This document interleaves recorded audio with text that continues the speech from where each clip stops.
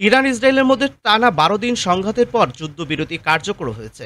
এই সংঘাতে ইরান ও ইসরায়েলের উভয় পক্ষই ব্যাপকভাবে ক্ষতিগ্রস্ত হয়েছে, তাতে কোনো সন্দেহ নেই। তবে আদতে ইসরায়েলের পরাজয়ের সঙ্গে সঙ্গে মার্কিন সামরিক পরাজয় হিসেবে দেখা হচ্ছে, কারণ দেশটি সহায়তা দিতে গিয়ে উন্নত মানের প্রতিরক্ষা ক্ষেপণাস্ত্র থার্ড হারিয়েছে। বৃহস্পতিবার ১৮ সেপ্টেম্বর মেহের নিউজ এজেন্সির প্রতিবেদনে এসব তথ্য জানানো হয়েছে।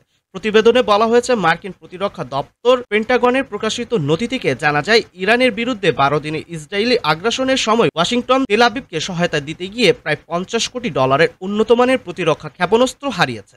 ইসরায়েলি সংবাদ মাধ্যম বলছে, এই নিয়ে সম্প্রতি পেন্টাগনের বাজেট নথি প্রকাশিত হয়েছে, যা বেশ কয়েকটি মার্কিন সংবাদ মাধ্যমের প্রতিবেদনে বলা হয়েছে।